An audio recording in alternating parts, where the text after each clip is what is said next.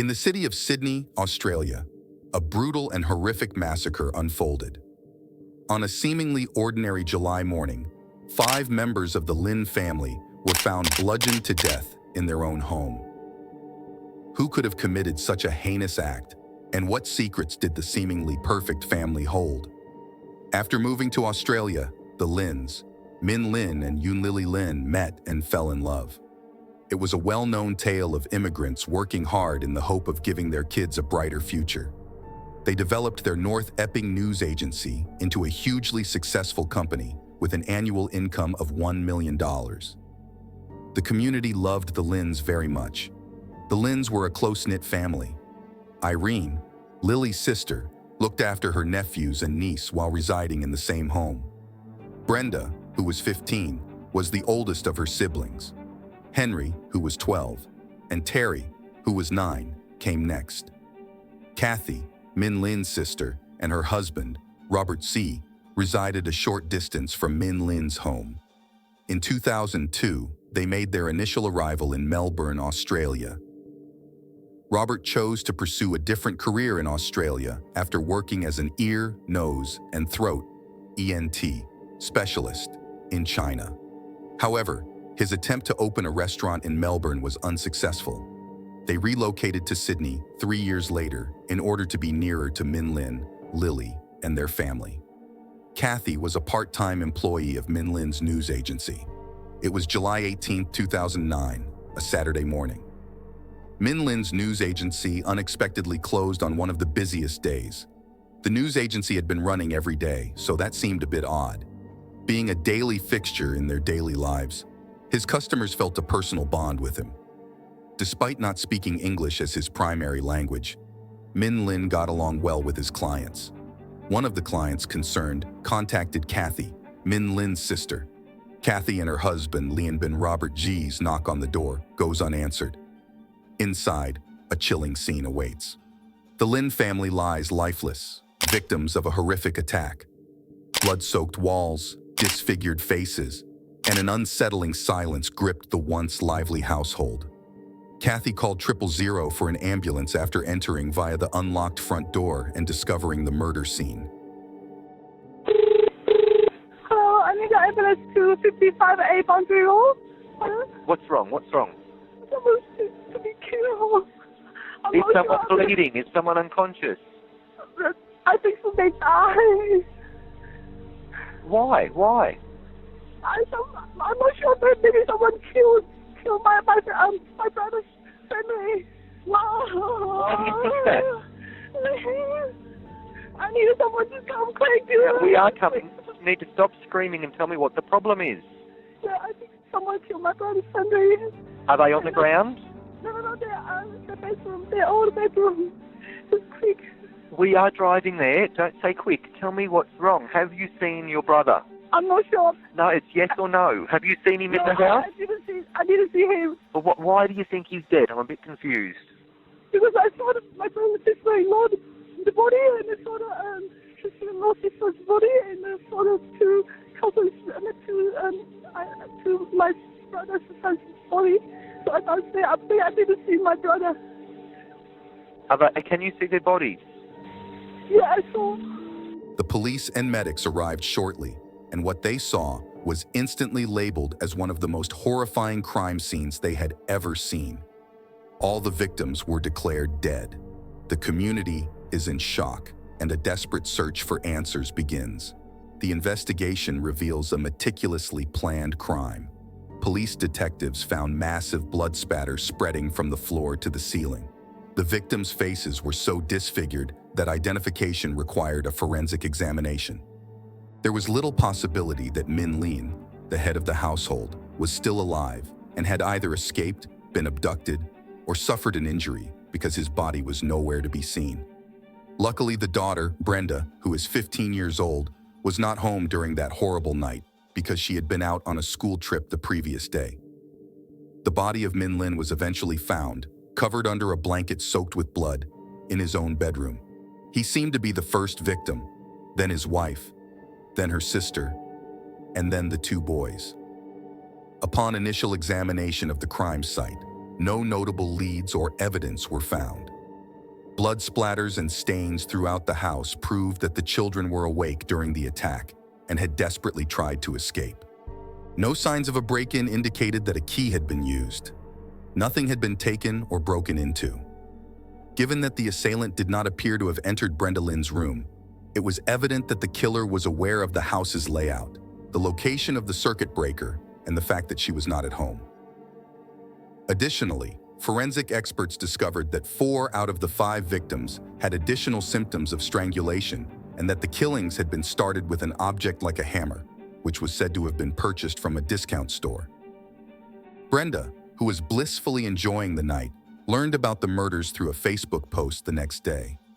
After the homicides, Brenda received an immense fortune that included property and the family business, but because she was still a teenager and attending school, her legal guardians, Brenda's grandparents, assisted as well, but Aunt Kathy and her husband Robert insisted on becoming her primary guardians.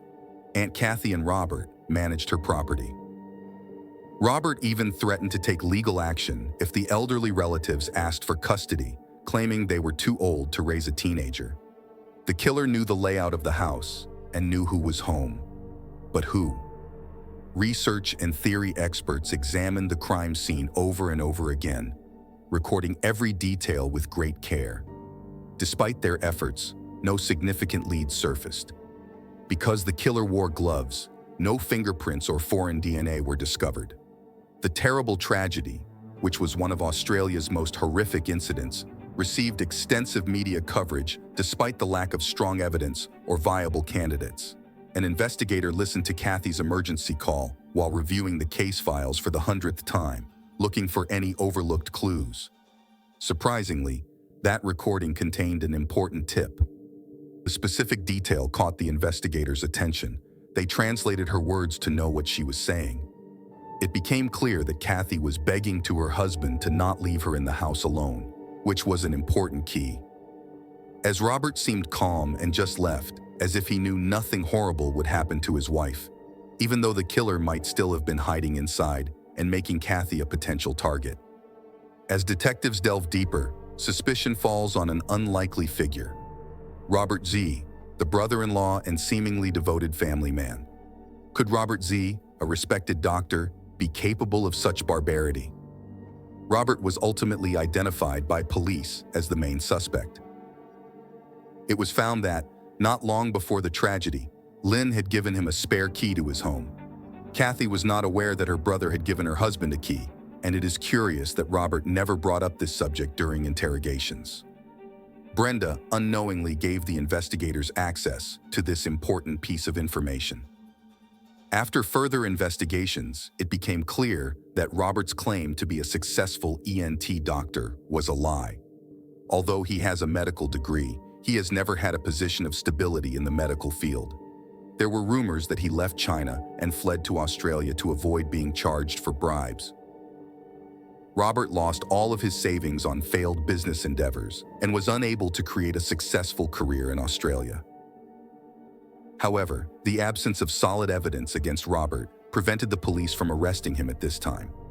To get the proof that was needed to prove Robert's guilt, the investigative team was granted permission to place a number of secret cameras in the Robert family home. Kathy's unexpected revelation during an interrogation marked the beginning of the breakthrough.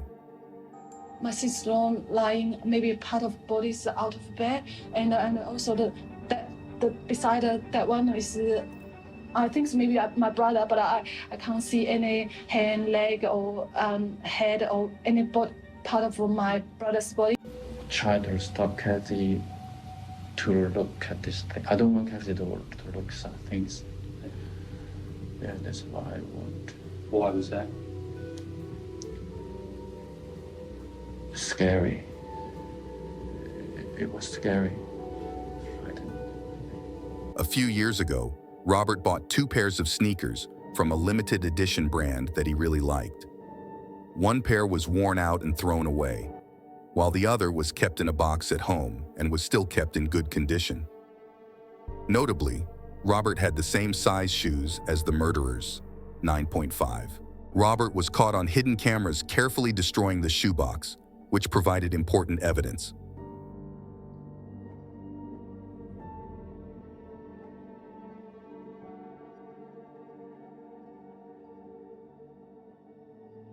In addition, a tiny, smeared trace that looked like blood was found in his garage. The bloodstain was positively identified by forensic investigation as carrying the DNA of all 5 victims of the Lynn family. This evidence ultimately resulted in Robert's arrest, giving the authorities the solid evidence they required to proceed further. 3 trials. 3 times the Lynn family faces the agonizing wait for justice. Robert strongly denied any knowledge of the incident, saying the blood in his garage arrived after they got back from Lynn's residence. Additionally, he downplayed the importance of the same tread-pattern sneakers he had in his possession, claiming they were brand new and that he had thrown away the old pair right away. Robert unintentionally shared cells with other informants during his 3-year prison sentence before trial. During one such talk, he admitted to carefully planning for murder and hiding his tracks. He talked about purchasing a lethal weapon from a local store without security cameras and drugging his wife with sedatives in her tea to keep her from waking up. Robert denied all charges during the trial, and the only evidence used against him was statements made by his cellmates and the previously mentioned indirect evidence. As a result, the jury was unable to make a unanimous decision, and Robert was granted release on bail in December 2015. The trial was reopened in June 2016 when testimony from a second source stated that Robert had confessed to being obsessed with Brenda since she was 13. This led Brenda to be re-examined, and she sobbed as she said that Robert had forced her into a sexual connection not long after she moved in with them. She had kept quiet about the abuse for years out of fear of revenge. Robert was found guilty on all charges after these revelations, and further evidence was taken into account. On February 13, 2017, he was given 5 life sentences without the prospect of release. Brenda Lynn, the sole survivor, appeared on the Channel 7 News Sunday night program for the first time since her uncle Robert C. was found guilty of murdering her 5 family members, explaining what it was like to live with their killer and her biggest regret. Brenda's voice cracked as she told the last time she saw her family. She was a teenager, set to leave for a school trip at the time, feeling cool and independent as she watched other kids hugging and expressing love to their parents at the gate. And I was thinking, you guys are just being absolutely ridiculous. But that goodbye turned out to be their final one. Now, all Brenda had was the memory of their pictures disappearing in the distance, a constant pain in her heart. The words she never spoke. Thank you for being an amazing father. I didn't get to tell him I loved him. A burden that time could not lift. It hurt, knowing she never told her amazing dad how much he meant to her. The once cool teen now carried the heavy burden of unspoken love. It was a stark reminder of how precious connections are and how fast time flies. Her voice was shaking as she whispered, "That's the last time I saw him." the visible pain carved on her face. It was proof of both the piercing pain of regret and the power of love. The Lynn family tragedy forever changed a community. However, from the ashes of loss emerges a message of strength. Brenda, forever marked but not broken, honors her family by leading a life of strength and hope. The Lynn family murders may be solved, but the questions remain. What drives a seemingly ordinary man to commit such unthinkable acts? What are the true costs of secrets and hidden desires?